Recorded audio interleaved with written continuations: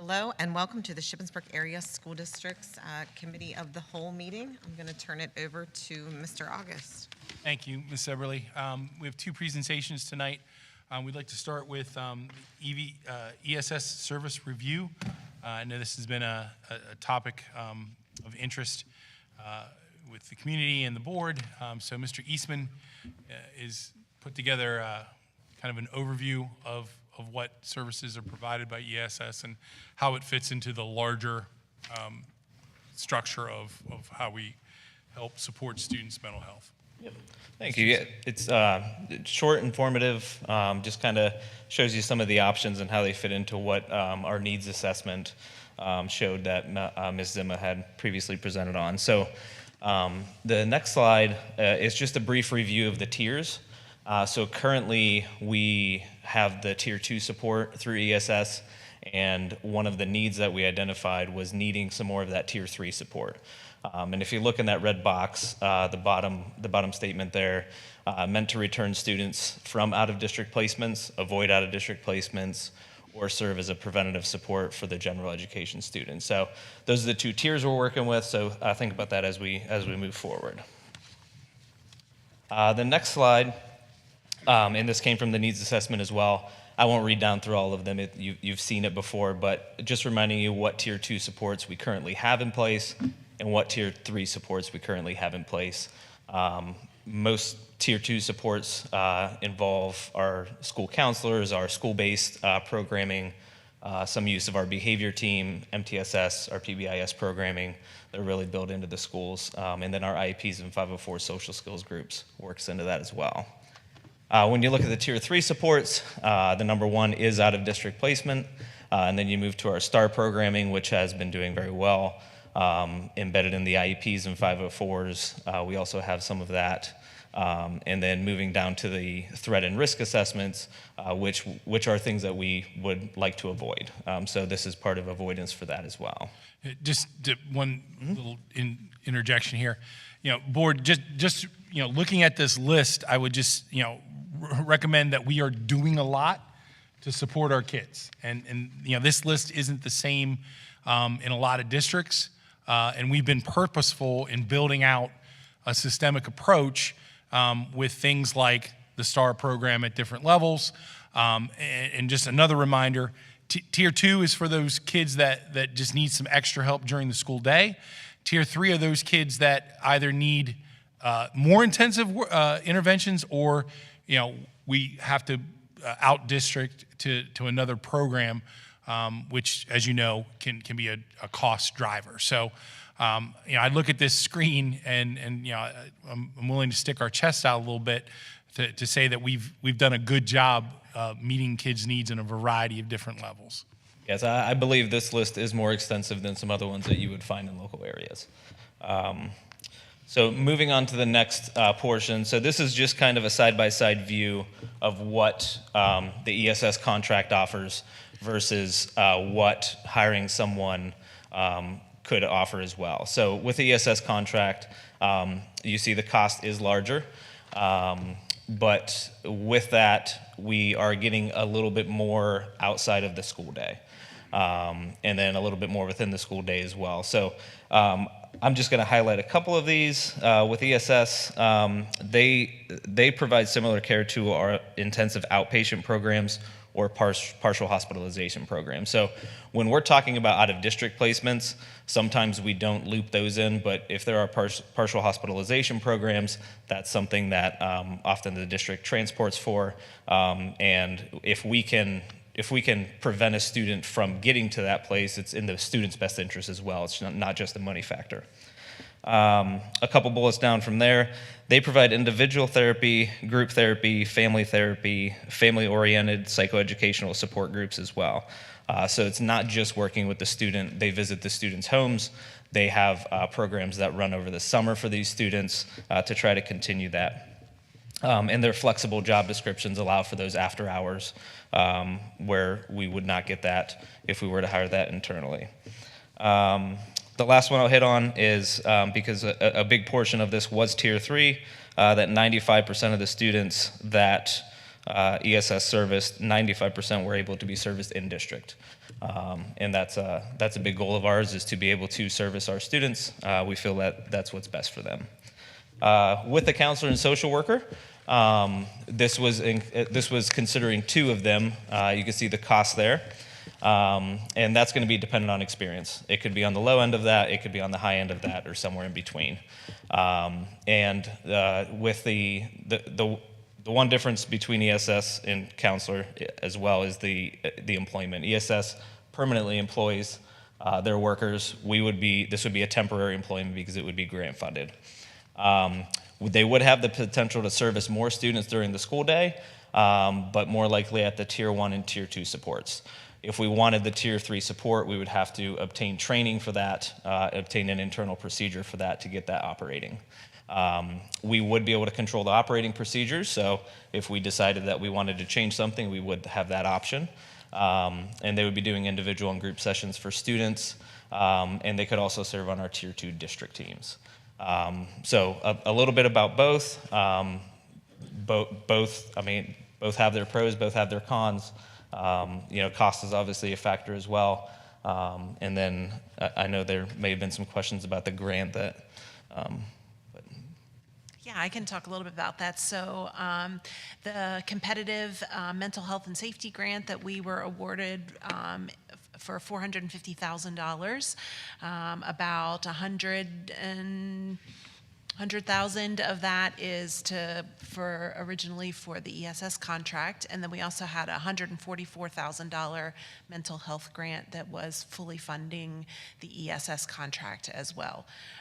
So I did reach out to PCCD, and it is possible to rewrite the grants without losing the grants, but the original intent of the grant was indeed to fund the ESS contract that we already have in place.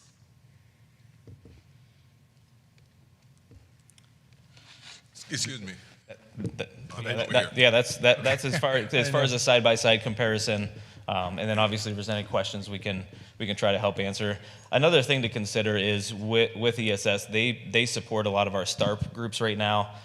So I don't want you to look at the cost and think of that as, that's what the cost is for the counselor social worker. On top of that, we would have to pay to get the Tier 3 training. We would have to find somebody to support these STAR groups that we have in each building.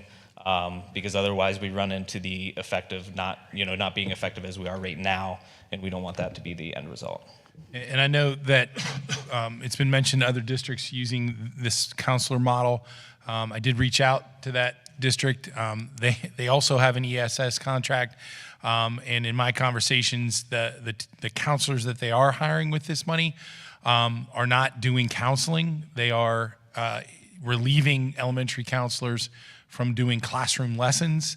And the reason why they are in that role is because they have turnover in those positions, and it's difficult to have them do the relationship counseling because of the turnover. So I don't want to, at least in the one model that was cited, it's not that these counselors are doing the same type of job our own counselors are doing. They are relieving them. They were relieving counselors to have more time to do that work. And I would also suggest that going away from the ESS is going to mean that we're going to start the year, having to negotiate with our association, which I don't foresee that being too big of an issue, but that's going to take time. And then we're going to have to go through a hiring process. So that means, we could be going weeks or months without additional supports for our kids. Yeah, I would foresee a gap in services at the beginning of the year should we choose another route. I'd like to know, I see, other than money, which one's better? I think you have to ask yourself what tier of students you foresee this supporting. If it's the Tier 2, Tier 3 that we have identified, I believe on paper ESS offers the supports that we have identified as a need for those students. If you're looking for more Tier 1 support, a counselor could offer those as well and see more students. It's a little apples and oranges, Fred. Yeah. In terms of ESS is going to get us that Tier 3 more intensive counseling needs. The other side is going to give us a little bit more of what we already have. I think is that a way to Yeah, say and a little bit more intensive than we What currently. do you want? What do you want? So it's the administrative recommendation that we go with ESS pupil services. I don't want to speak for you, but I think could you articulate what your thoughts are? Yeah, I mean, I think whatever model's decided on, we can obviously put in place. I think in the betterment of the students, with having something in place to start the year and to service the Tier 3 needs that we've identified, I believe ESS would provide those supports for this coming year. So, obviously, I mean, I am very pro social workers, and I would love to have more social workers in the district. And so, to me, what it looks like, I think what I would like to see is if we pulled the ESS contract right now, it would be very disruptive for our students. But I think it is worth looking at because I think we've been trying to do this ever since Ms. Thema came to the district, is bring as much as we can in-house. And maybe we don't do that right now, start of the upcoming year, but just, if, administration could look at maybe a transition plan where we can, because that list on the left is much longer than the list on the right. And I understand this. I understand that ESS isn't perfect and there are some issues, but to pull the rug out from under our students at the beginning of the year seems unwise, but I don't think I think it would be wise to go and look at maybe in the future bringing more of this in-house, but maybe not pull the rug out from under the students right now. Yeah, I could definitely see that as a discussion point, and I think one of the big things that would need to be decided is that something that we want to move forward with in the future, even if it's not grant funded? I think that's a big question because there is going to be time and training involved in it. So to get your what you put into it out of it, you're going to need to have a little bit more longevity, and also you're going to get better staff and personnel compared to on a one-year contract. And I would just echo that. I mean, I would love to have additional counseling resources. We absolutely need them. I'd like them to be in the collective bargaining agreement and the budget, so that we don't have the necessary turnover that is likely with a temporary grant-funded position. And we certainly have an end date to the ESS contract. It is not in perpetuity. When it's done, we can begin that evaluation process if and when it's approved, and move forward with another way forward if we're not satisfied with what we're getting. Absolutely. So just a clarifying question then is a portion of the ESS contract is grant funded? The entire contract is The granted. entire contract is grant funded. So is it easier to get a grant to fund ESS than it is to get a grant to, say, hire? I guess we wouldn't really want to hire our own staff on a grant because that's super not permanent. I think we learned, We learned the that hard way from our ESSERS, a little bit with right? the Yeah. ESSERS money, and I think it's a little different, because we would be able to cut them loose, when if those grant monies would be gone. But again, I think I would hope there would be pressure, because they were doing a good job to fold them into the budget. And I think the difference is you're dealing with ESS counselors have a job whether they have a contract with Shippensburg or not. Right. These folks, you're talking about, I would imagine people that we like and are doing a good job that we may have to say goodbye to. Right, so it's it's easier to cancel a contract than it is to fire a couple social workers. That I think is a great way of saying that. Any other questions for Mr. Eastman? Thank you. Thank you. Thank you, Jeremy.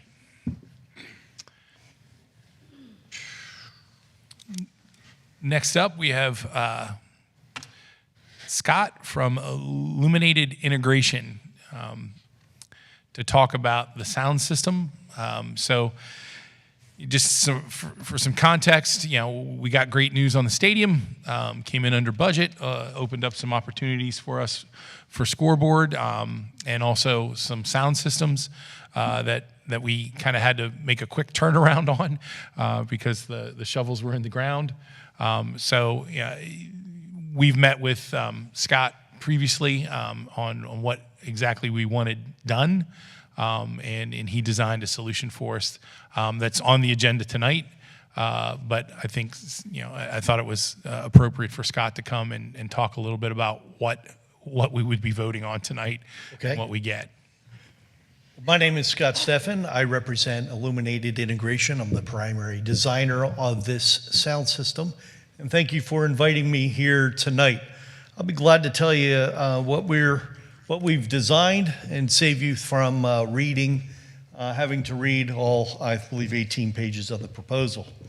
I met with Mr. Bill August and other school board members on site back on June 5th, and Mr. August put some pressure on me to turn around this proposal as quickly as possible as we're coming up into some summer break and need to make a decision on a sound system for the field.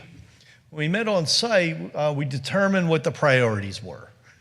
And we have a home side, we do have a visitor side, and we have a potential for movie night in the future from the potential LED scoreboard that is expected to go in. So we needed to get sound into 4 locations. One is the home side. We need to cover sound there into that bleachers. We need to get it onto the field so that you have the players on the field can hear the announcements, and as well as we need to get a long throw speaker all the way to the visitor side on the other side of the field, which is separated by even longer by a running track in between. And then the 4th location is if you do a movie night, which was suggested as something in the future, you want sound coming from the scoreboard and not watching a movie here and having sound come from a press box way over here. It's very disjointing. So that's the basis of where we started. So when we look about putting speakers up in a stadium such as yours, we want to get speakers up high for the very same reason that we do not put a speaker on the front edge of the stage here and there and expect that speaker to cover the entire auditorium when everybody in the front row is saying, hey, it's too loud, and the people in the back row say, turn it up. We put speakers up in the air, and unfortunately, we did not have any infrastructure on the press box to get the speakers up high enough so that the people right close to the speakers are, they're holding their ears when announcements happen, and the people at the other end of the bleachers and across the field are saying, hey, we can't hear it. So what we like to do is we like to get sound up in the air. So we designed a pole. Done this a few times before, and where it's made by Musco Lighting, and they custom make the brackets for us, and we'll put a left speaker in to cover the left side of the bleachers. We'll put a right speaker in to cover the right side of the bleachers, and then we got a large format speaker that covers across the field and over into the bleachers. Very narrow vertical coverage of a speaker so that we minimize the sound reflecting off another 150 yards away at the face of the Volvo building. So we want to keep sound from reflecting off of it. So and then you don't want to hear and starting lineup tonight and starting lineup tonight. You don't want to hear that twice. So we got to get it up high enough so we have a downward angle so we can keep the sound pointing at the ground rather than aiming right across the horizon. That's the basis of the design for the speakers. Speakers will be up at 35 feet in the air. That's the way the model looks. The back of the press box is about 20 feet in the air. So then we are providing a scoreboard speaker option. What we have done is met with the engineer designer on the project, and he has incorporated into the architectural drawings, and a change order, I believe, on the project is forthcoming to make sure that there is a conduit in from the press box rack all the way over to the scoreboard. And we can power a speaker there whenever you decide it wants to go in, either in this project or later, that speaker wires can run underground in a dedicated 1-inch conduit out there to the scoreboard and can be put in at any time. You also, any engineers on the board would say, well, that's a long distance, that's a lot of loss. We did the calculation, we have the right wire gauge size, and they're, without getting too far in deep, it is a very, very small loss, and that you would not necessarily notice. In the press box, we need a rack.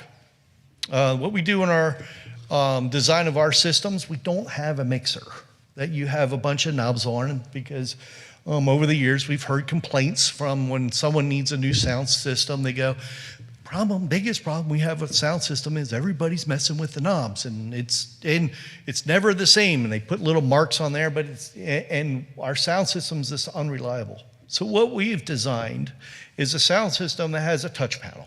A touch panel, you touch it, it comes up. It's as easy to use as your phone. Very intuitive. I design it for the Friday night announcer. He doesn't know anything technically. He knows how to announce. And all he wants to do is come up to the sound system, hit a button, it starts up, he hits his preset, it says, either football or soccer, and whatever that preset is, and it sets all the levels to exactly where it is.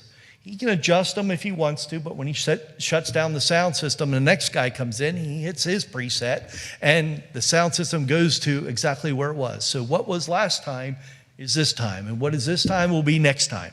So that provides a very stable sound system that's reliable, and it's not super loud one time, and it's not loud enough another time. We said it, that it's the same. We're going to give you two handheld wireless mics so you can announce from on the field with an extended antenna range. We're going to give you a Bluetooth receiver that they can connect to wirelessly their phone in the press box. We even have on our touch panel that when it's time to play the Star Spangled Banner, you're not getting out your phone, connecting up your phone, looking on your phone for a version of the Star Spangled Banner to play. You hit this button on the touch panel, Star Spangled Banner plays every time without delay, without queuing up, and at the same level. So that becomes our standard. We have other things we can put in there, such as shouts or something like that, like the Nittany Lion Roar. That is not something, that's not a tape player playing back. It's a button on a touch panel that they hit it and it plays back. Those kind of things are just standard to the system. So, Do you have a file of a greyhound bark, or? We can give you a greyhound bark. Okay, thank you. So we have great sound editors that are able to do that for you. So,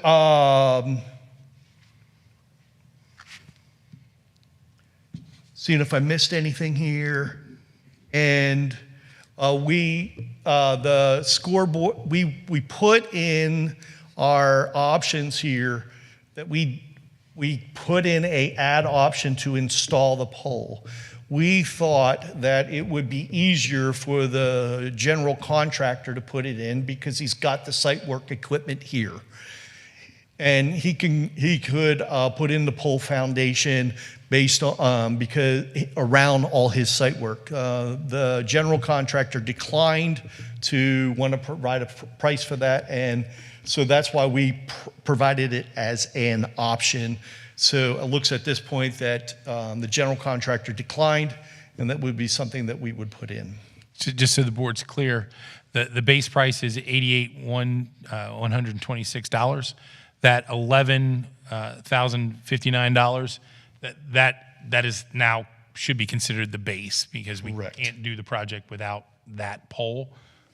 It was just Scott's attempt to try to potentially save the district. They have the equipment on site and they're already staged for it, and we have to do a bit of equipment rental that they may already have on site. And also that $6,700 $694 is for the speaker in the scoreboard. Correct. That would allow for more flexibility for use of that stadium, not only during events, but also, in sporting events, but also, should there be, like a movie night or other event Correct. at the stadium. That's the better mechanism to get sound Correct. across for those events. So for those that were with me on site, we were thinking that we needed extra power out there, ability to be able to control power. We have been able to put that amplifier in the main equipment rack. That saves a lot of maintenance, saves a lot of extra money on putting power in out there and housing the amplifier out there.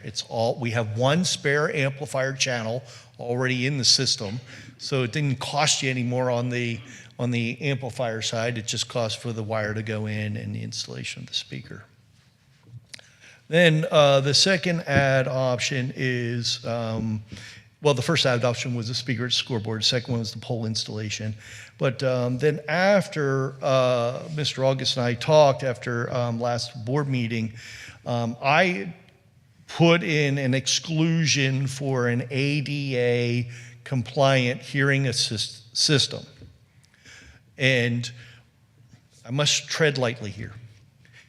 We specifically excluded it because school districts often realize they don't need it. Nobody uses it.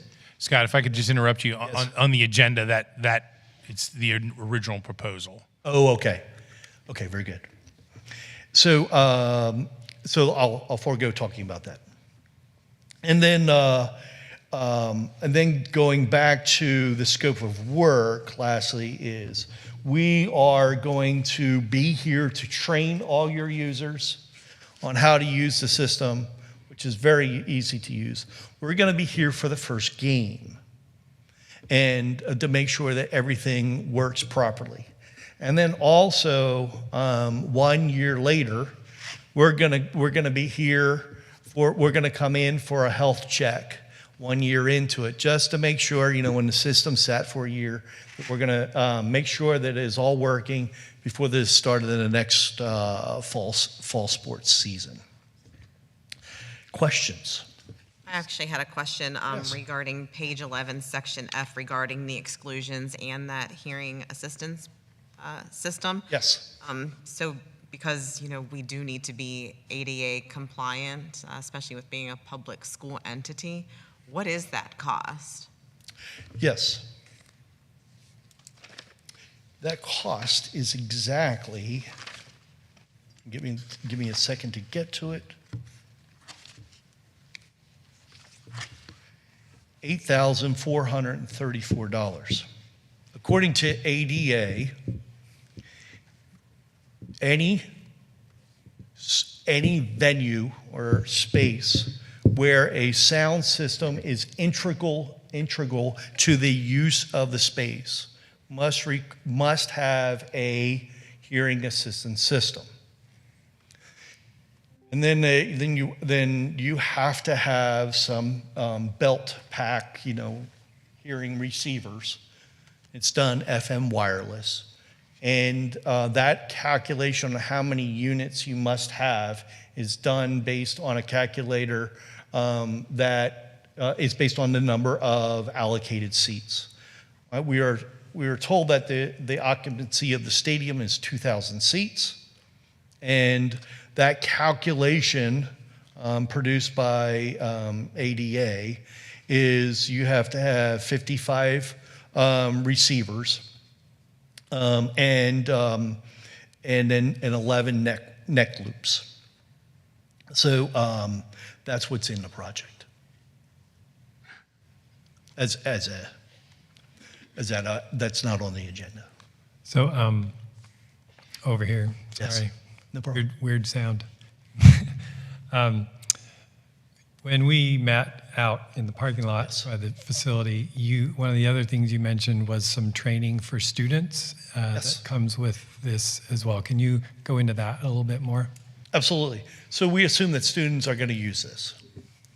And, the two things you got to worry about on students is, one, not playing it too loud, controlling that volume, so we'd limit that.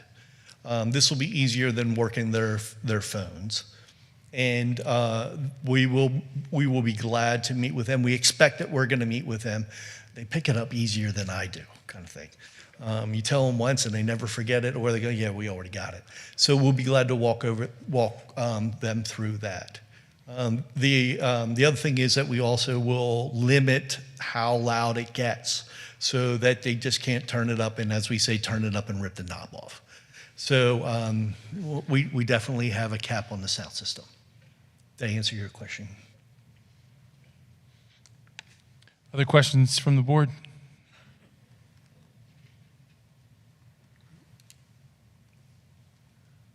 Thank you very much for coming, Scott. I appreciate So it. we do know that Musco, as of this point, is probably the longest lead time on the pole.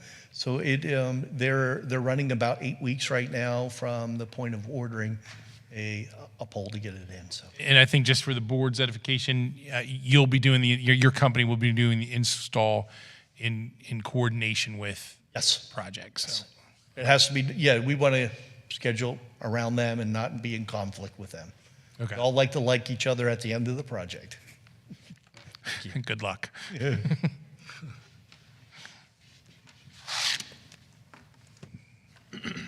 Any other questions, comments?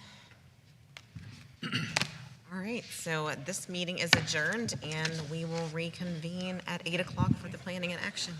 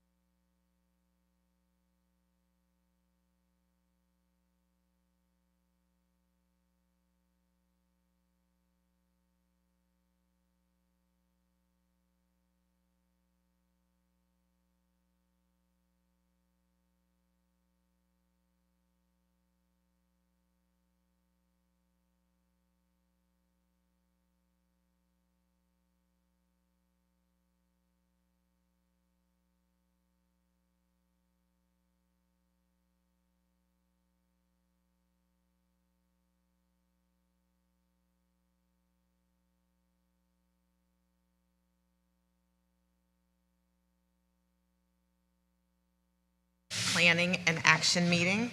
I'd like to note that the board met in executive session on June 25th to complete the superintendent's evaluation, which was satisfactory. The board also met in executive session at 6 p.m. this evening to review the assistant superintendent's evaluation and discuss personnel matters. Roll call, please. Mr. Jim Bard. Here. Mr. Mike Carey. Here. Mr. Levi Kressler. Here. Mr. Darren Donovan. Here. Dr. Nathan Goetz. Here. Dr. Michael Lyman. Here. Mr. Fred Scott. Here. Mr. Kurt Noggle. Here. Ms. Steph Everly. Here. Please join me in the Pledge of Allegiance. I pledge allegiance to the flag of the United States of America and to the republic for which it stands, one nation, under God, indivisible, with liberty and justice for all. As we begin our deliberations this evening, let us once again be reminded of our duty to represent all of the children of this school community, regardless of age, sex, race, or creed, and regardless of need or ability. This meeting is being live streamed and uploaded to the district's YouTube channel. May we now have a moment of silence to reflect on our thoughts, plans, and actions on behalf of the students of the Shippensburg Area School District.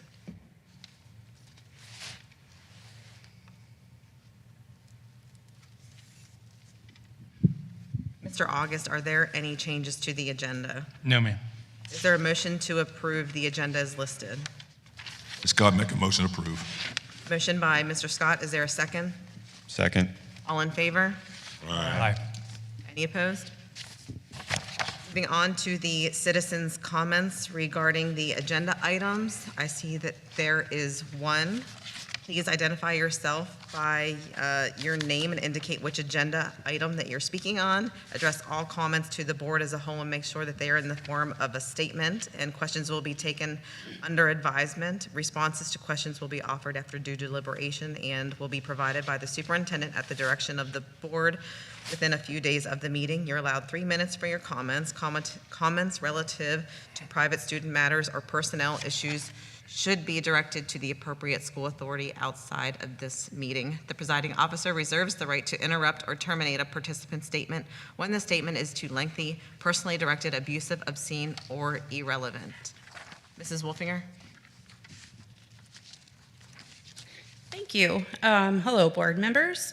So I'm going to quickly speak on 5A and B, and that is the nomination of a new vice president. I just ask you guys to consider and make a decision that is best for our students and our staff. In my opinion, if I were still on the board, the person I would kind of nominate would be Levi. I think he's the most logical choice to finish out the year, and I think he's the most knowledgeable.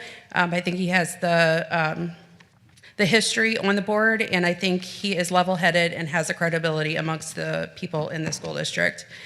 The other item I want to speak on is 4H, numbers 2, 3, and 5. You guys all know I'm a huge music advocate in our school district, and I have typically always sat back on personnel recommendations, but I believe what we are doing with these positions, transferring them, is a big mistake for our students, our music teachers, and the history of music in our district. One more teacher in our district provides a permanent solution to the problem. Now look, I'm a realist. I have sat through all the board meetings. I've been on the school board. I know the district's budgetary concerns, but forcing people to do more and be spread so thin and expecting to yield good results is a disaster waiting to happen for our program and for our students. Then to see added to the agenda, once again, a discussion about adding another layer of administration, which would cost the district $150,000. That's 3 teachers. My bigger question is, why are we so quick to throw Band-Aids on problems, and the kids and teachers are the ones who have to pay the price? We are all about settling for subpar, and it's been historically what we've done in the school district. I want our programs, whether they be music and performing arts, which are all curricular, or athletics that are extracurricular, to all feel valued, for them to have equity, and they all have an important place in our district for all of our students that need to find a home. They should all be treated equally in consideration, though. While we are adding sports and additional coaching staff, we are asking these 3 teachers to go into 3 buildings a week and show up for the other stuff too. How can any teacher be expected to be in 3 buildings and build relationships with this many students? How can they be expected to write lessons plans for 3 buildings with the very limited time that they have? How can they be expected to go to Friday night football games, parades, and weekends and concerts throughout the week and still have their own lives? I wonder if anyone has ever evaluated the per student spending with music education versus athletics. Look, we had Mr. Wilson and Mr. Mag, who ran their programs very successfully for 30 years in the district, who had tiny little budgets and never asked for much. What they wanted were programs that yielded the results of kids loving music and being a part of something bigger, for them to find their home. For those students to feel just as important as all of our athletes, which are also critically important. I can tell you from being with our high school music students all the time, they do not feel valued. It breaks my heart to hear them compare themselves to other kids. Now we are just going to make this happen at a younger age. In a time when we know kids are struggling not only with mental health, but also in advancing the progress we are making on learning gaps COVID created, why would we stretch our teachers even more thin? Here's some facts for you. Did you know kids who participate in music in 5th grade have a 55-point higher test score on PSSAs in reading and 43 points higher in math? In 8th grade, it's 136 points higher score in reading and 85 points in math. And in 11th grade, it's 175 points in reading and 135 in math. Now, I don't believe in bashing or basing everything we do off of a test score. Our kids are much bigger than that, but there is no arguing when numbers do not lie and how music can help our children. There is also plenty of research out there to show the important role music plays in our students' well-being mentally and emotionally. What I, as a mom, as a music advocate, do not want to see is us turn these positions into revolving doors, which is my fear of what's going to happen with this decision. Thank you for your comments, Mrs. Wolfinger. Dr. Lyman, the Franklin County Career Center report. I was sitting back, not paying attention. I think the number one thing that came from that meeting was that the administration there at the FCCT is looking at ways that they might expand to make the programming there more, make it so they can meet the needs and the desires of more students. And so they are considering the following programs, and these are just sort of off in the future kind of brainstorming programs. They are not for sure yet. Heavy equipment, animal science and or pet grooming, protective services, that's like security, law enforcement, public safety, industrial painting, construction management, advanced manufacturing, radiologic technician, aviation technology, occupational therapy, physical therapy, sports medicine, hospitality programs. The one that they think they're going to start with first, because it doesn't take as many resources as some of the others, is the protective services programs. So they may be looking into doing that in the near future to see how that goes. Part of their reason for proposing new programs is that there are still some pretty long wait lists for some of the programs. So for example, Vet Tech has a very long wait list, and the thought is that you could potentially get a student into the animal science or pet grooming program as an alternative to the Vet Tech program, and then meet a kid's needs who didn't make it into the Vet Tech program. So obviously if they do this, they would need more facilities and that kind of thing. So this is a long-term project, and if any of you want a copy of the presentation that was presented by the staff there, I have a copy, and I would be happy to share it. But it was fairly exciting to see their future forward thinking and their new programming that they're looking at. And I would echo that. It's really great that our Career Tech Center is thinking outside the box and how to serve kids and really have their finger on the pulse of what kids, jobs related to kids' interests. And they're definitely trying to make that happen for them. So. Yeah, and I may have said this in a meeting before. They're very careful about doing their research to see what the local economy can handle, because they could fill the classes, some of those programs even more, but they know that there's only so many rooms for people, so much room in the local economy for people who cut hair. And so they're not going to overburden, they're not going to flood the local economy with people who won't be able to find a job. So they're very careful about making sure their programming matches the needs in the community. And so a lot of these programs that we mentioned, that's where businesses have come to the Career Tech and said, we need these kind of people. Finance report, Mrs. Lenz? Sure. So I was hoping that the state budget would have been passed, that I could provide you with some information, but unfortunately it has not been. But PASBO, Pennsylvania Association of School Business Officials, is hopeful that it will be passed soon, hopefully in the next week or so. I just want to read from an update that I got from them. It says that obviously what I'm going to say, all the information is consistently changing. They're still in negotiations, so anything could happen. But they're cautiously optimistic that we'll see a $200 million increase in the BEF formula, basic education formula, and we did build our share into the budget of $200 million. They're also thinking $50 million through the special education funding formula, which we also build in our share in the budget for that. However, there is talk about maybe increasing that to $100 million. And then there is discussion on funding the adequacy investment of $500 million instead of the $871 million proposed by Governor Shapiro. We did put 30% of that into our budget, so $50 million of the $871 million is 57.4%. So if that would pass, we would be able to add a few extra dollars into our budget. I don't know what that would be. That is all the information I have at this point, except they're also continuing to discuss cyber charter school reform. Thank you. Superintendent's report. Thank you, Ms. Everly. Can you pull that up, Ms. DeLong? So annually, we need to review safety statistics for the school safety report. We did this last year. First up is discipline issues for reportable offenses. Just to give some context, last year we had 1 detention, 152 in schools, and 354 out of school suspensions. So for the board to note, particularly at the high school, we've flipped those numbers and we've kept more kids in school when they've not been following the rules, which is good practice to have them in school. We don't lose them. So I was pleased to see that change and get on par with how other districts function.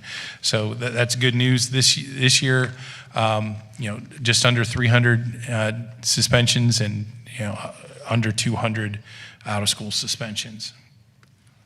Sorry. Yeah, sure. Both those numbers were lower than last year, right? Last year's numbers were 152 in-school suspensions and 354 out-of-school suspensions. So I think the number's pretty close. It's switching it, it's just where those. Well, they're switched, but they're still both. If you add up the total, it would still be lower. I didn't do any quick math on that, but my really bad social work math says yes. Absolutely, and that's a step in the right direction for sure. These things vary from year to year, but and each year is unique. But we'll take it. So by grade level, you can see there's kind of a bubble through 6 through the secondaries. Obviously, have more. The total number of offenders has gone up slightly from last year. So we had 278 last year. We have 295 this year. Also could be a function of our growing population. But it's within, I think, a standard error of number of total offenders. Sorry, I'm on two different things here.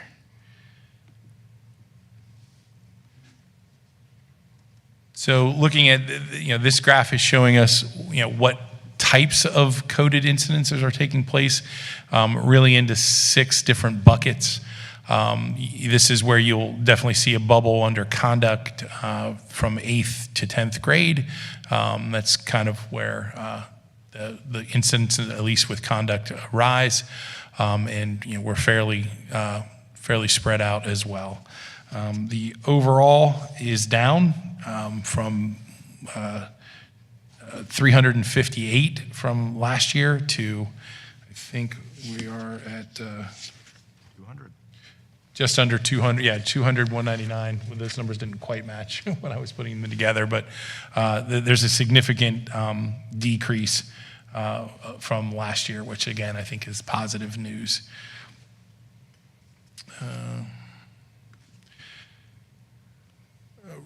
Reportable offenses, students with IEPs versus as total percentage of offenders.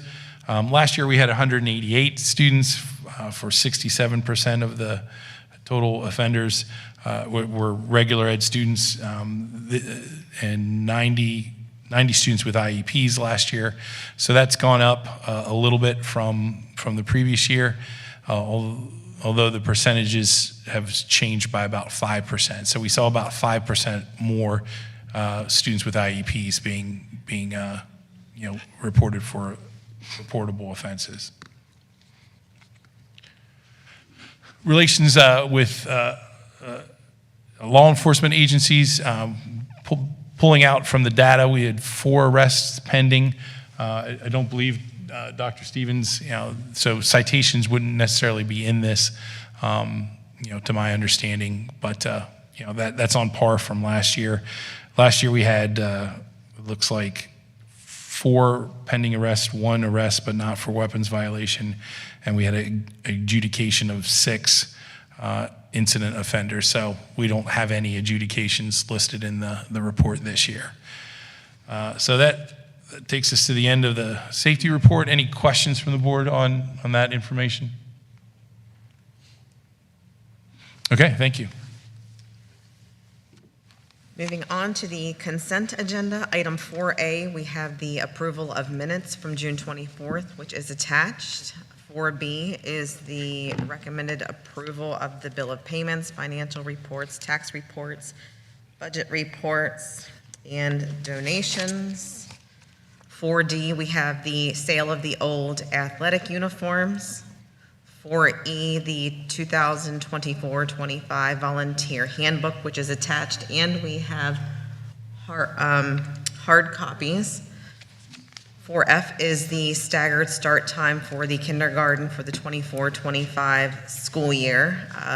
Group A will attend school on Wednesday, August 21st, and Group B will attend school on Thursday, August 22nd, and then all students will attend school on Friday, August 23rd. We'll be sure to communicate that out to parents numerous times over the summer, just to make sure everybody's on the same page. Thank you.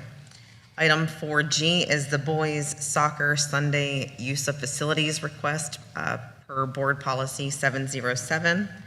Item 4H, we have numerous transfers, terminations, new appointments, and promotions. Take a minute to. So I'd like to take a minute, so we do have 2 of our, once board approved, 2 of our new hires. We have Mrs. Alicia Smith, who is on the agenda as the Spanish teacher, and then we have Jack Dickey, who is also on our agenda, Third grade at Grayson. the 3rd grade at Grayson, so. He's on the center. One more. Oh, sorry, yes. David McFeely, I'm on for 7th grade ELA. Oh, great. Thanks, David. So is there a motion to approve items 4A through 4H? One question. I'd asked last time about the volunteer handbook. There's no listed thing of any liability waiver or anything in that. Still checking in on that. Mr. Carey, we'll get it to you. Okay. Could I make a motion to approve items 4A through AG, or A through 4G? H. No, G. Yes.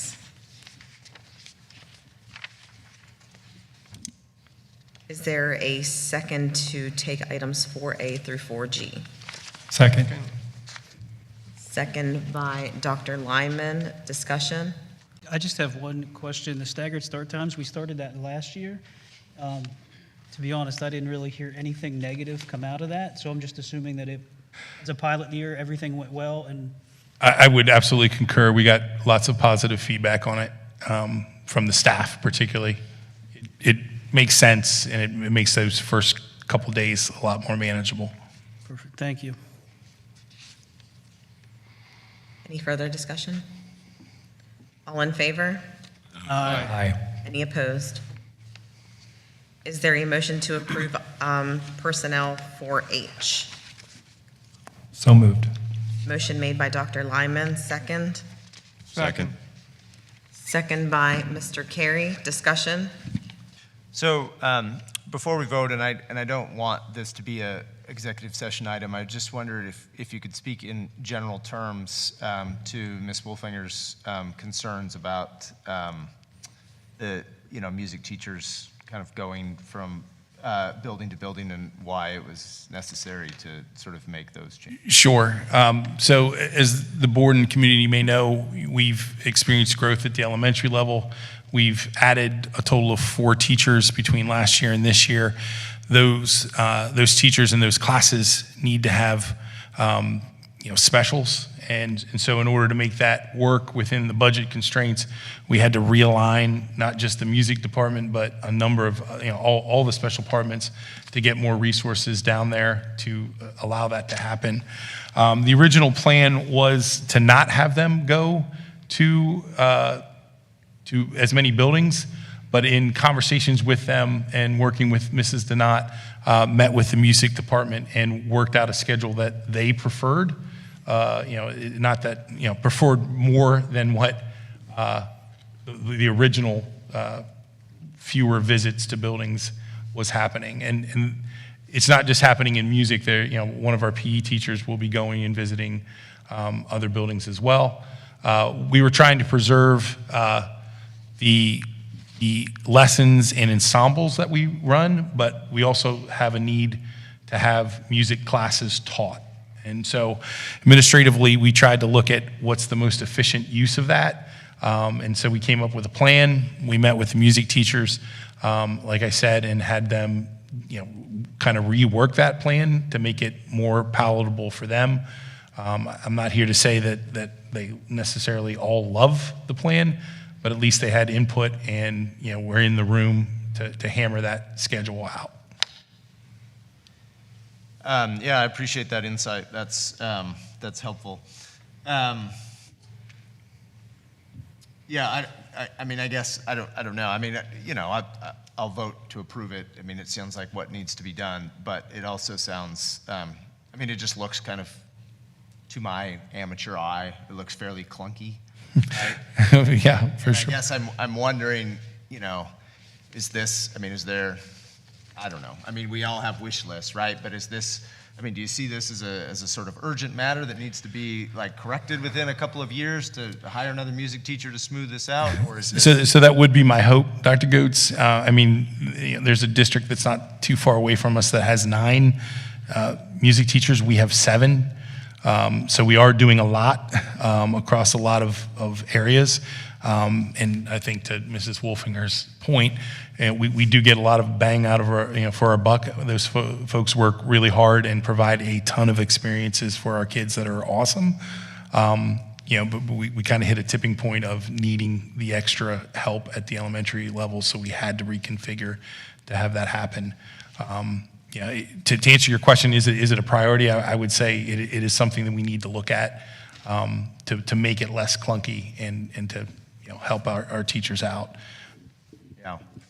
and I certainly can't speak for these teachers. I'm very glad that they had some input in it, and maybe it's the best solution of a lot of not very good solutions, and I appreciate that. But also, I don't know. We want our district to be a place where we have music teachers that build a legacy, because we've all seen the value of that, and I don't know, but my suspicion is that this kind of teaching arrangement wouldn't necessarily be the most attractive to some music teachers. So we all have a short memory, but if you all can help us remember, Ms. Wolfinger, help us remember that this is a priority in coming years, so that we don't forget about this, and can maybe think about making a change for the next budget year. Thanks. Absolutely. Any further discussion? I see one or two, and then one in the room here, that these positions deal with ELA. Can you just give us kind of a thumbnail sketch of the additional efforts we're doing for ELA that are maybe new? Wait, not ELA. So I'm getting EL. David, He's ELA or ELL? I'm getting ELA, which would be English related. Right. Wasn't one of them an ELL position too? There is on the agenda, Chelsea Bennett. Okay, so that's the one I meant, ELL. So what are we doing for ELL? So as the board may remember, we put two positions in the budget, because those services are growing in our district. We contract with the IU. We had previously done that. Obviously, there's some overage on that cost. We had the best hopes of hiring those two people and getting those services for as economically as we could. Through the interview process, we found that we could only find one candidate that we were willing to bring forward. So we had to pivot to make sure that we have services. So we recontracted with the IU to get those services.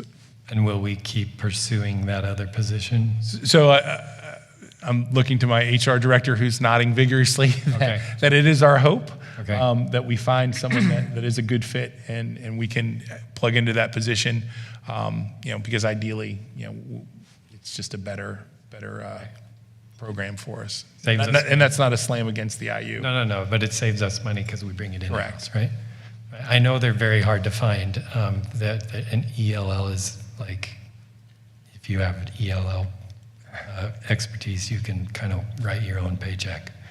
They are definitely in demand. And while we're here, and while Mrs. Weber is here, I want to give a shout out to our HR department, because if you look at all the hirings that are on the agenda, they all had to be interviewed, advertised, approved. And so they've been working overtime and doing a great job filling our positions. I believe we have very few that aren't filled. We have 2 positions not filled. So to say that in early July is really encouraging, and a testament to the hard work that Nicole and her team have been doing. So thank you, Nicole. Thanks. Sorry about my mix-up with ELA and ELL. Any other comments? All in favor? Aye. Any opposed? Item 5A on the action agenda is the Vice Chair Kirknagel resignation. Administration recommends the board accept the resignation of Mr. Kirknagel as Board Vice President. Is there a motion to approve item 5A? Fred Scott, make a motion to approve. Motion by Mr. Scott, second. Second. Second by Mr. Carey. Discussion? All in favor? Aye. Any opposed? Item 5B is the nomination for Vice Chair. At this time, we'll open the floor for nominations. I'm Fred Scott. I nominate Darren Donovan for a position.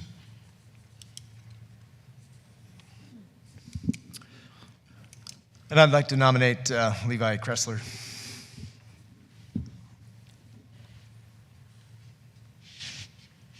Any other nominations? Is there a motion to close nominations? Red Scott, make a motion to close. Motion by Mr. Scott, second. Second. Second by Mr. Carey. So at this time, we will do a roll call around the table, and you will make a voice vote on who you desire to be your vice president. I'm sorry. Any discussion first on the two nominees before roll call? I'll say something. I personally think either candidate can do a fine job, and I will support whichever candidate wins the vote, and I don't. So my vote doesn't mean I think any less of whoever I don't vote for. That being said, I think Levi brings a level of experience that is needed in the position. He's been on the board for nearly 4 years, and it's that experience that puts him over the top for me between two really good candidates. So, Thank you. Any other comments? Nope, I agree, two very good candidates. Okay, Christie, roll call. Mr. Jim Bard, Darren Donovan.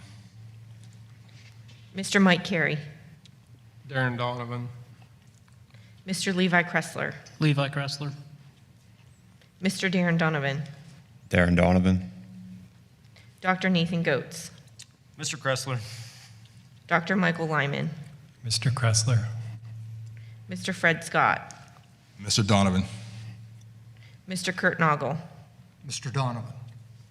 Mrs. Steph Aberly. Levi Kressler. 5 for Mr. Donovan and 4 for Levi Kressler.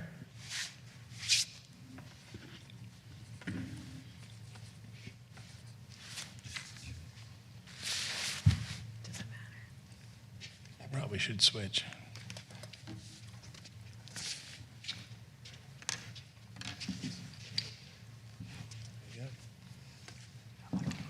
Hi, Kirk. Welcome to the neighborhood.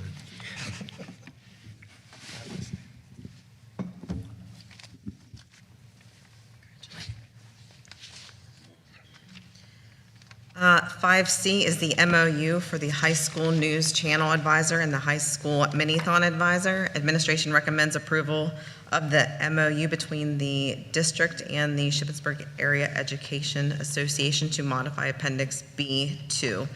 The MOU shall automatically incorporate it into the next successor CBA and therefore shall expire after June 30th, 2025.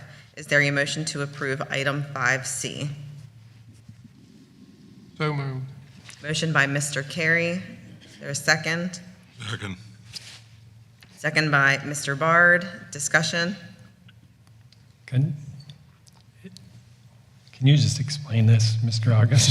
Sure. So high school mini-thon, as you may remember some previous presentations, is a new position.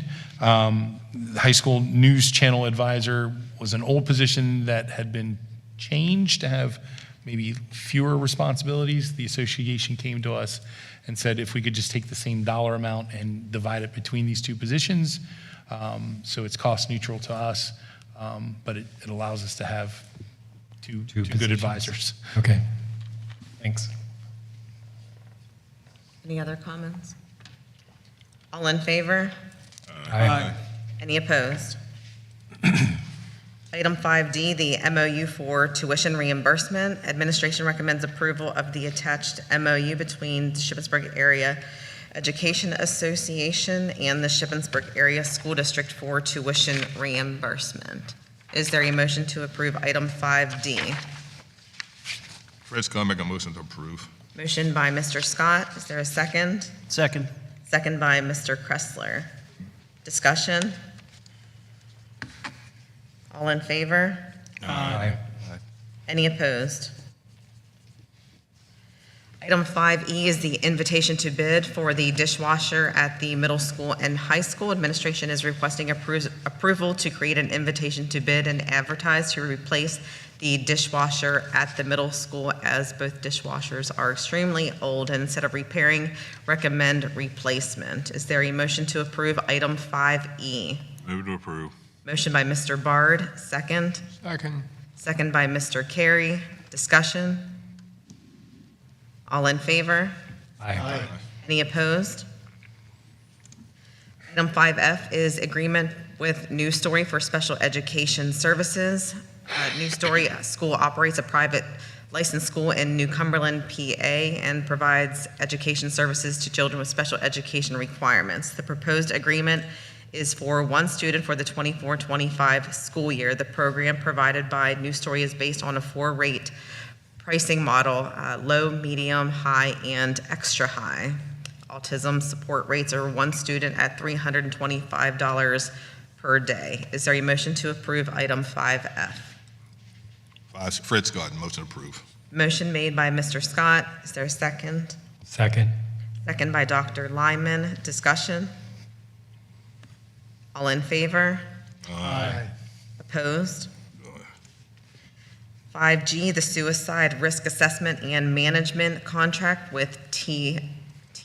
Arbacher. Administration recommends approval of the attached contract for suicide risk assessment. The cost of the training is $1,500 and to be paid for by ESSER funding. Is there a motion to approve item 5G? So moved. Motion by Mr. Carey, second. Second. Second by Mr. Donovan. Discussion? Yeah, just real quick, it's not much, $1,500, and it's coming from ESSER funding. That pool of money ends, what's the exact date? that ends? My understanding is September of this coming school year. Yeah, I knew it was coming soon. This is a big ticket question, though. What happens if money, like, there's obviously $1,500 at least left in there. What happens to money that's non-spent by the district? So we would have an accounting and auditing process, and it would need to be returned Okay. to the grant. Thank So you. it's use it or lose it. Yes, unfortunately. There is the possibility to get some extensions, that we could look into, depending, Mrs. DeLong and I can talk through that. This is the training for staff, right? Yes. Okay. Any additional comments? All in favor? Aye. Opposed? Item 5H is the A. Huber Consulting Agreement. Administration recommends approval of an agreement to retain Allison Huber as a consultant to perform special education consulting services. Coaching responsibilities at a rate of $75 per hour with annual cost not to exceed $55,000 annually. Is there a motion to approve item 5H? So moved. Motion by Mr. Carey, second. Fred Scott seconds. Second by Mr. Scott. Discussion? All in favor? Aye. Opposed? Item 5A, the part-time ATC contract. Administration recommends approval of the attached part-time ATC agreement. The cost will be covered by the Athletic Department General Fund. Is there a motion to approve item 5I? So moved. Motion by Dr. Lyman. Discussion, a second. Second. Second by Mr. Kressler. Discussion? Just for clarification, it's an athletic trainer, if you didn't get what ATC is. All in favor? Aye. Opposed? Item 5J is the Effective Schools Solution Agreement. Administration recommends approval of the agreement with ESS to provide therapeutic mental health services through licensed professionals to district students enrolled in the Shippensburg Area Intermediate School or the Shippensburg Area High School. Is there a motion to approve item 5J? So moved. Second. Motion by Mr. Donovan, second by Mr. Carey. Discussion? All in favor? Aye. Any opposed? Item 5K is the Shippensburg Area School District Stadium funding. Administration is seeking approval of the attached construction change directive to perform all required soil and compaction testing related to the stadium project. A construction change directive in the not to exceed the amount of $30 will be issued to ECI Contracting and will be monitored monthly for payment until all required testing is completed. Is there a motion to approve item 5K? So moved. Motion by Mr. Carey, second. Second. Second by Mr. Donovan. Discussion? This is 5K, right? Yes, sir. 5K. Why wasn't this in the contract? It is in the contract, Mr. Scott. So it's in the ECI contract that they need to provide the testing. So it's budgeted for, it's a budgeted expense, and it just needs to get done. I understand a budget is budgeted, but that comes out of our pocket. I just wonder, when you bid something, don't you bid for the whole ball of wax? So the testing part is a separate part. I talked with our solicitor, Dave Jones, on it. He was comfortable with it. It's basically a standard procedure when you have a big construction project. In our situation, sometimes the engineer is the one that sets the contract. In this case, it's ECI's responsibility to do or find the testing, provide the testing. So this is not going to be an addition to what we already budgeted. This is not going to be more than that. Sorry. So it's actually under, this limit is under what's budgeted. So the budgeted amount, I believe, is in the mid-70s. This is under that number. And I believe members of the facilities committee have talked with SiteLogic, who's coordinating this for us, kind of doing the construction management piece of it, helping this come along so that we stay on time schedule with the stadium. Okay, I just find it odd that when you bid something, you know you're going to do the whole job. You would have thought they'd put that in bid. So it's in the contract. And my understanding is it's in the contract. It's a separate contract though within that contract. Like you have to go find somebody to do it, Fred. All right. That $30,000, is that total or is that $30,000 a month? So that's the total not to exceed number, Mr. Bard. So yeah, they're going to do that testing up until that limit. So it could go over the $30,000. I can't speak to that for sure. This is the number that our construction manager felt was appropriate. It should not go over 30,000. It probably should come in a lot less than that. That was just the max. We cut down what they wanted in total. They wanted 78,000, which was way excessive. So it was brought down to 30. It should be less than that. When did that come down to 30? With discussions with SiteLogic. How did they get up to 78? So I think it's important to go with the not to exceed understanding. So they budgeted that number. And then I think in conversations with SiteLogic and looking at the testing requirements, they were comfortable going to the 30,000 not to exceed. So we tweaked the agenda to have it come down to that number. But and I understand that, but my concern is if no one had said anything, they could have gone up to 78,000. Theoretically, Mr. Scott, it is a not to exceed, and there are limits to what testing are required. That's the budgeted number that was in there. And I want to be clear, this is not a SiteLogic thing. They are working on our behalf to take care of this. This is really a K&W ECI issue between their contracts. It's our construction management who is keeping an eye on it for us.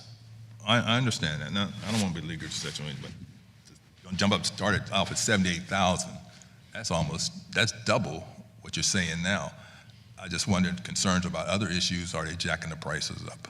So that's my concern. But go ahead.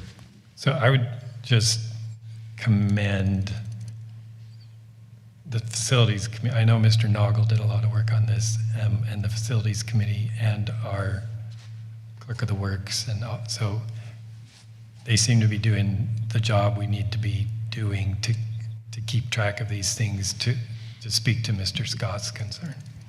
I would agree. Any further comment? All in favor? Aye. Opposed?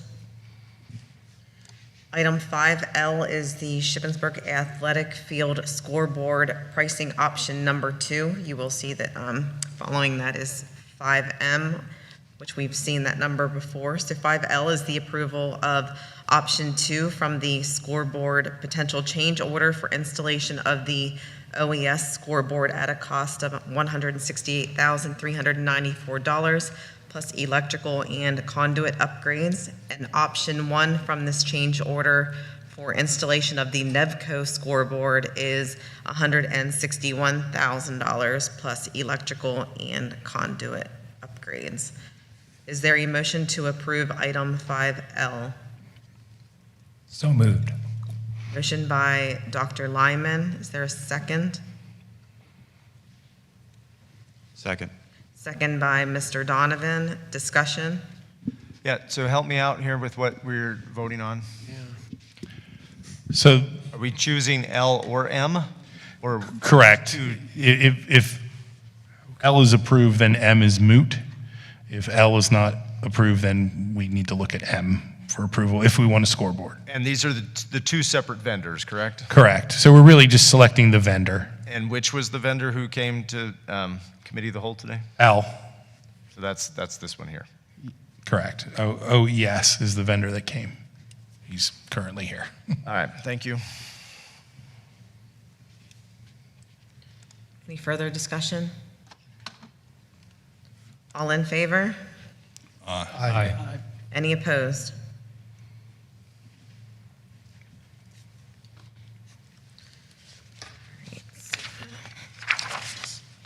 So that means we don't do M.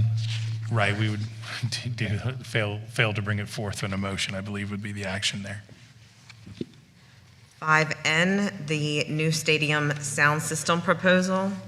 Sound system for the new stadium has a base cost of $88,126.15, and there are two additional options for $11,059 and $6,694. Is there a motion to approve item 5N? Red Scott, make a motion to approve. Motion by Mr. Scott, second. Second. Second by Mr. Donovan. Discussion? Okay, again then, so is this motion then for all three? Yes, if you want to pull out any, so realistically, the $11,000 part should be part of it. That's the part that he pulled out and was hoping that the general contractor might be willing to do. So technically, we can't do the scoreboard without that $11,000. That's the big poles, the 35 Yep, foot big poles. pole. And then the $6,000 is the speaker in the scoreboard that gives us a little more flexibility on what events or better sound options for other activities at the new stadium. So I just want to add, I feel like if we're going to do this, to do it right, I brought this to you during break regarding the ADA compliance portion of this. So, should this pass, I would like to see the option for the ADA compliance portion of this on the next agenda. Sure. As soon as I get it from Mr. Steffen, we can add it as a board agenda for consideration. And, in my talk with him, there's no timeline difficulties of an installation. We can do it once it's near completion. Okay? And that price tag was like $6,000? More like 8. Okay. So I agree with Ms. Everly, go big or go home. We might as well, when we have the shovels in the ground and we have an opportunity to do something that's of this quality and I don't know, maybe you'll be able to see it from the road. It just, from 11, it's a cool thing, and I love doing cool things. And if we put it off, who knows whether we'll really ever do it again. So just do it right. And as the board is aware, we got favorable bids on this project, which has allowed this conversation to happen. Any additional comments? We should do this because we do need to stay compliant with ADA laws. Well, we'll get that on the next agenda. Thank you. All in favor? Aye. Any opposed? Item 5O, the Shippensburg School District Athletic Stadium Change Order. Administration recommends approval of the attached change order for the amount of $81,683. This approval is required in order to complete the stadium scoreboard and sound system and addresses needed electrical and conduit upgrades. Is there a motion to approve item 5O? Fred Scott, make a motion to approve. Motion by Mr. Scott, second. Second. Second by Mr. Carey. Discussion? So this is all the work the contractor needs to do so we can have the cool scoreboard. Correct. So we just voted on 2 items that if we don't do 5-0, just are going to look kind of silly, so.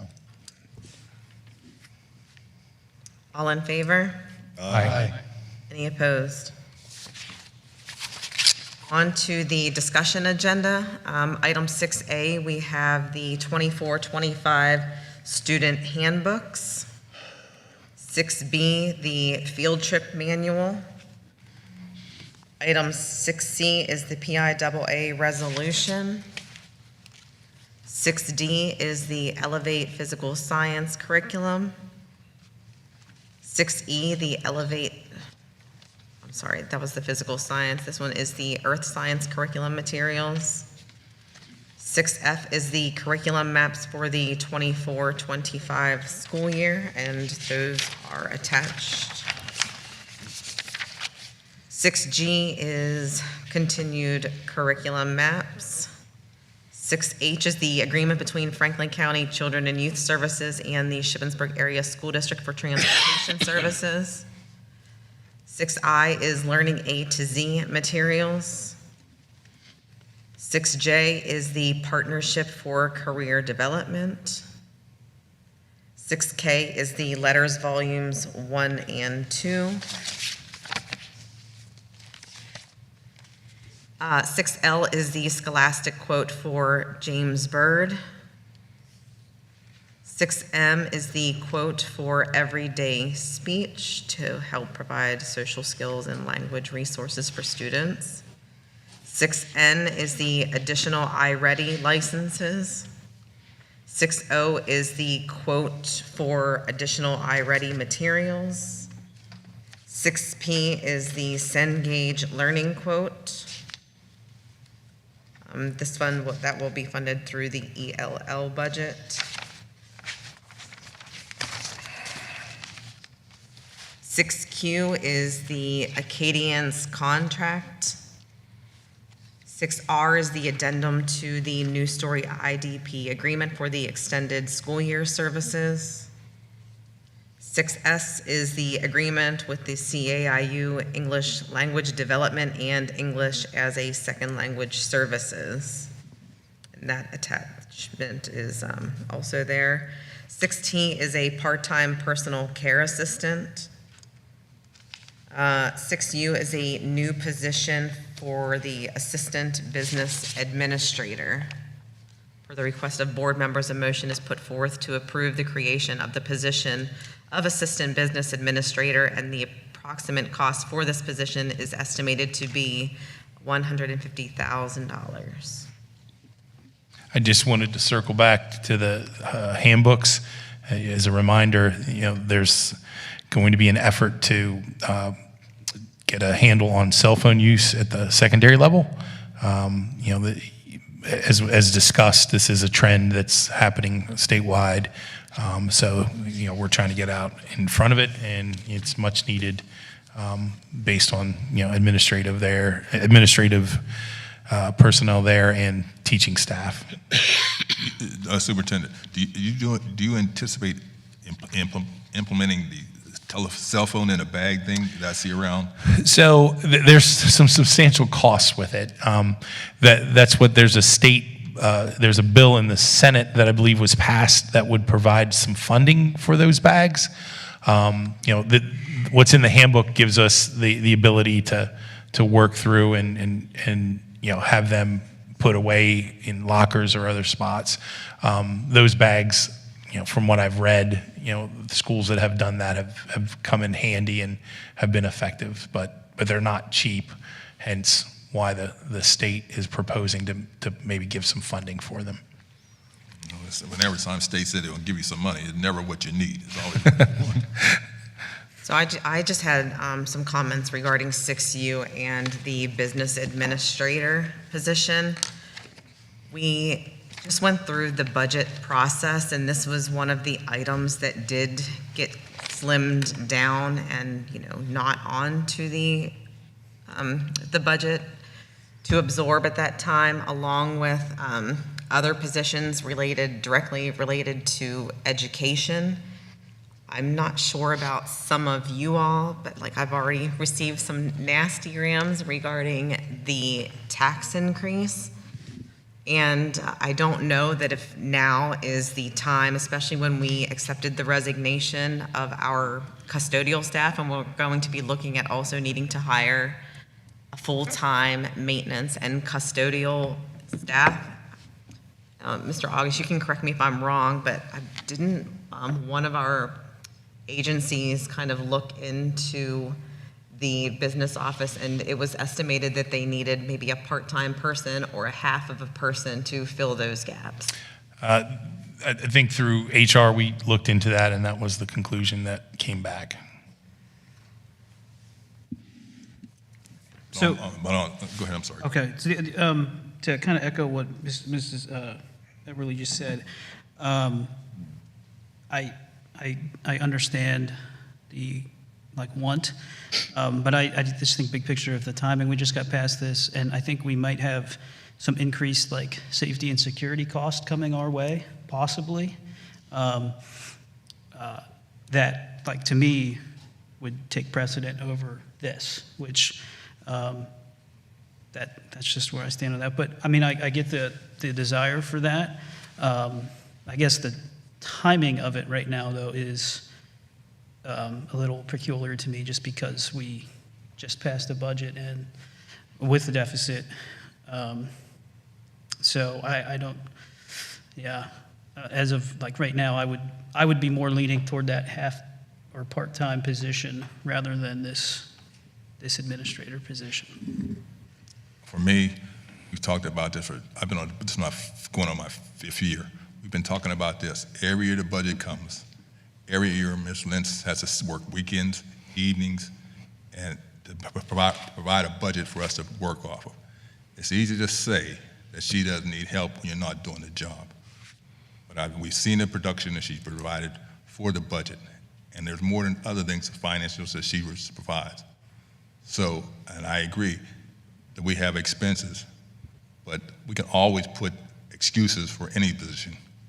It's time to provide the woman with help. But I also don't understand, I don't think that that's necessarily a fair assessment. I mean, we also have teachers that are working, they're preparing lessons and working evenings and weekends. Everyone is working hard beyond the eight hours a day. So you say Ms. Lentz only works 8 hours? No, that's not at all what I'm saying. I'm saying that the majority of our district is putting in time beyond what they're working. So, I mean, if that's going to be the reasoning to get to help in the business administration office, then that means we're going to have to get the reasoning to get more assistants and teachers in classrooms, which we can't absorb into our budget. Everyone's working hard. I'm not saying they're not. I'm not saying I don't think no teacher in the school district is not working hard and doing what they need more help. But also, you have to be realistic that people in certain positions with 2 people is not legit for a whole school budget of $63 million. Mrs. Lentz, how many individuals are in your department?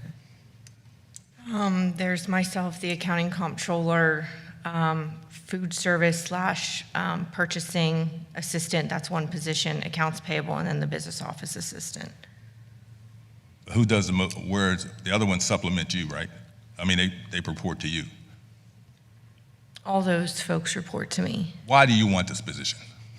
That's bottom line. Why do you want the position? Because there's, not only, like you said, am I putting in extra hours on weekends, I'm, putting hours in on vacation, and I can pass this out to the board. I don't know that it's necessarily here or there, It is just a highlight of, some things that, why I'm requesting this position. So I will give this, pass this out. Thanks. If you want to take a moment, if you want me to read through it, I can, but that's just tipping the iceberg of the justifications of this position in the office. So I'll give you a moment, and then you can let me know if you want me to start reading some of the stuff off, or if this is the right time or right place to be discussing this. And then I just wanted to point out that the total cost that you see there is before retirement before the reimbursement we get back for Social Security and retirement. So when you take that into consideration, the true total cost of the budget, when you consider the revenue that comes in, is just a little under $134,000.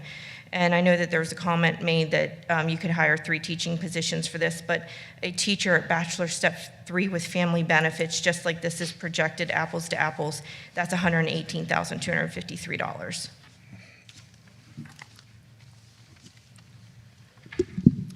So, Christy, you're the numbers person. I assume you feel like this is a good investment and that it makes sense financially for the district.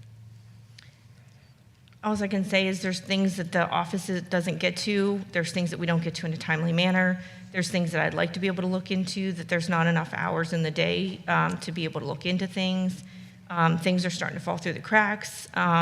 So, as long as the board understands, if I can't get to things in a timely manner or things start falling through the cracks, that, the accountability method, that you understand, and that I'm not being held accountable for when things are starting to fall through the cracks.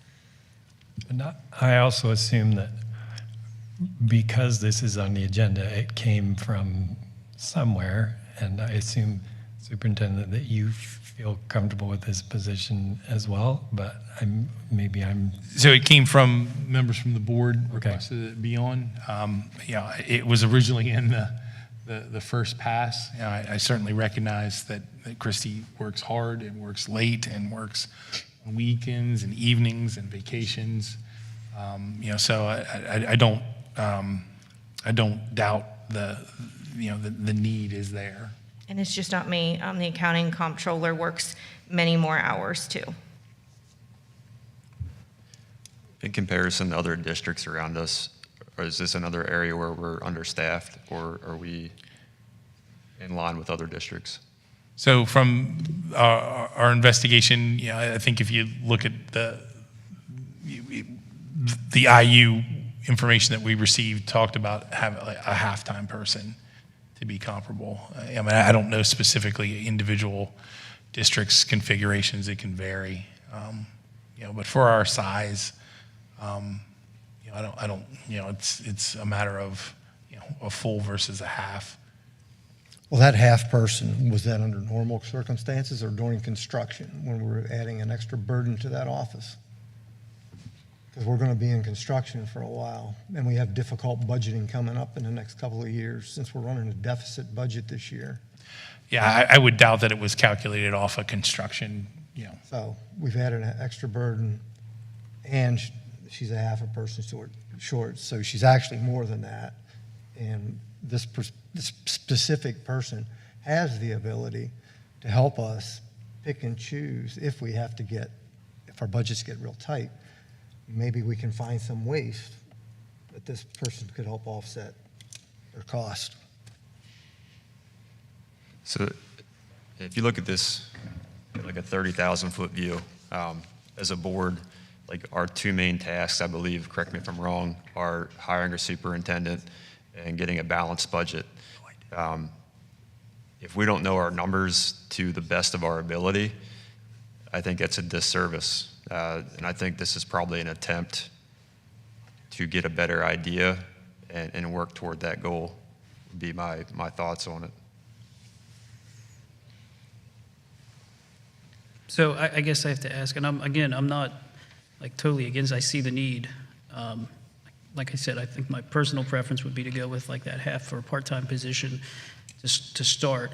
But if we're creating a new position, there's like zero job description here.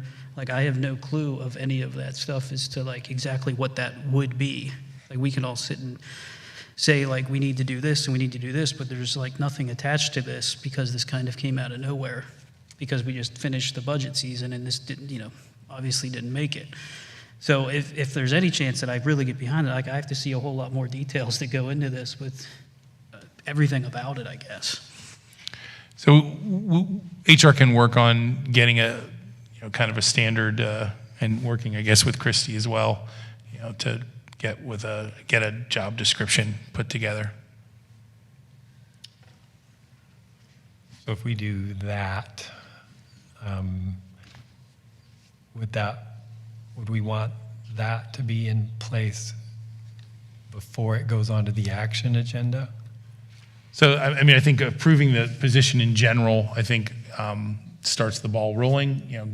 The job description would need to come before the board for approval. Both those things, creating the position is one thing that could happen in August.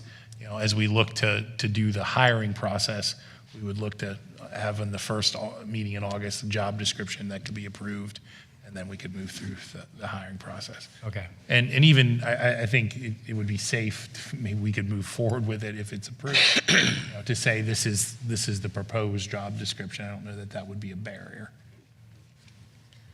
I know that the ladies in the business office, they work hard. I'm definitely leery with the price tag that comes along with it.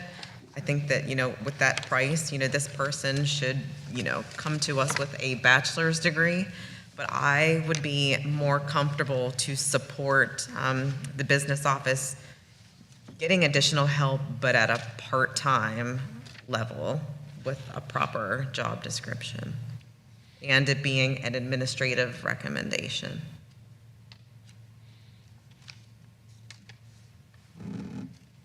I think to say, kind of clarify what I think Kirk was trying to say too is almost looking at this as like an investment where getting an extra set of eyes on the numbers in turn may actually pay for the position itself by finding ways where we can save money as a district. I think that's what Kirk was trying to say earlier. Yeah.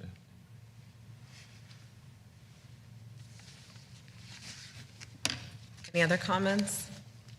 And if there's any other questions or comments regarding anything on the discussion agenda, please reach out to Mr. August. Can I just ask one more quick question? Because we spend a lot of time talking about stadiums and scoreboards, but this curriculum mapping stuff is really important, and I think it's important that we at least give some voice to the academic side of our jobs and what we do in the district. And I know Ms. DeLong did a lot of work on the curriculum mapping, so can you just give us like a 30-second snippet of what that is and why it's important and exactly so the public knows what that is? Yeah, sure, but I can't take credit for it. It's actually Dr. Donat who does the curriculum speak work, for her. but I can talk about the curriculum work. And I would also throw the hard work of the teachers and Mrs. Donat. Yeah. So they work, collaboratively, and what it is you look at the standards that you're, teaching, and then you write your curriculum to, talk about how you're going to meet those standards. And so it's literally the roadmap of, how you meet the standards, what you're doing in each course. So this is, the state has a mandate, it says this is what you have to teach, and this is our teachers and administrators meshing that to meet those standards, right? Yes. Mm-hmm. Right? Mm-hmm. Which is hard, difficult, maybe even boring work. I it's would really not say important. any teacher would call their curriculum mapping boring because they're Oh. passionate about their subject areas. So I would. Okay, I won't call it say- boring. No, not boring, but it's labor intensive and takes a lot of deep thought and investment in time for sure. And our teachers have worked very hard to, work through the curriculum mapping, and we use backwards design. So you start with the end in mind. Where do you want to end up, and then how are you going to get there? Thanks. I just wanted that to be very public, that we're working hard in this district to do what the state requires and trying to put all of our creativity and intelligence and critical thinking into making the best possible curriculum for our students. So thank you. Citizens' comments regarding non-agenda items. Is there any member of the audience that wishes to comment? Board comments. Mr. Scott? Nothing. Mr. Carey? No, ma'am. Mr. Kressler? Dr. Lyman stole my thunder. I wanted to say thank you to those people that Ms. DeLong just talked about with all the curriculum stuff. There's a ton of stuff on there, as she just said, which takes an ample amount of time.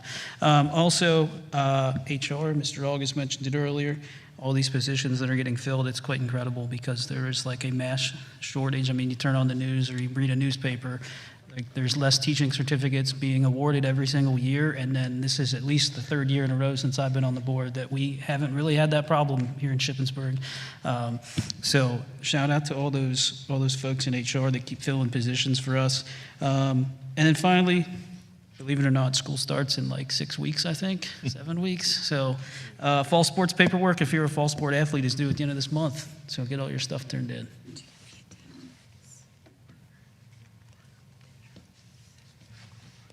Mr. Bard? None tonight. Dr. Goetz? Yeah, just maybe a fun little thought exercise. I thought of this when Ms. Wolfinger was making her comments about music, and then again, as Dr. Lyman was talking about the curriculum. But, one sort of way of measuring, what an organization or a group of people or a person sort of cares the most about is to think about what gets the most airtime. And it might be a fun exercise to look at this board and, sort of count the minutes that are spent on various topics, over the course of a year. I think we know what those topics would be. And then we have to ask ourselves, are those really the most critical things that we should be working on? And if they are, then, awesome. And if they're not, then perhaps it's a time for some reflection. That's all. Thanks. Mr. Noggle? No comments. Dr. Lyman? I would just second a lot of, especially what Mr. Kressler said. And on top of that, we approved a bunch of new teachers, so welcome teachers. Really appreciate those that showed up to a fairly mundane board meeting and stuck it out all the way to the end. So welcome to the district. We are so appreciative of you coming here, and we love you. I did tell them that the board appreciates when they come. Yeah. So thank you. And yeah, I know I just said that curriculum is really important, but I'm excited for this scoreboard, and I'm excited that we're doing this stadium right. And I hope that we can keep that momentum moving forward and really make this campus and the district as a whole just the envy of all the districts around us, that we aren't seen as, a laughing stock or anything like that anymore. I'm happy that we are doing some really cool things. Mr. Donovan? Nothing tonight. So I just want to thank one of our biggest community partners, Volvo, and I just wanted to share with the community that Volvo is sponsoring a Shippensburg Community Day on Saturday, August 3rd at 6 p.m. To the Harrisburg Senators game. So the Senators will be playing the Akron Rubber Ducks. So they're offering free tickets to the game, and you can pick up those free tickets at the Shippensburg Community Park and Rec, the Coy Public Library, Redemption Barbecue, Goose Brothers Ice Cream, U Grill, Creekside Grill, Wise Market, the Shippensburg Fair, and the Shippensburg Beverage Center. And I think they have more than 1,000 tickets for the community. So I just wanted to thank Volvo for continuing to invest in our community and providing opportunities. And just coming off that, thanks for the compaction equipment they donated to our project. Yes. So. Information date savers. July 15th is the Safety and Security meeting. July 17th is the Policy Committee meeting. And August 12th is our next Committee of the Whole and Planning and Action meeting. And June 10th through August 2nd, summer hours are in effect.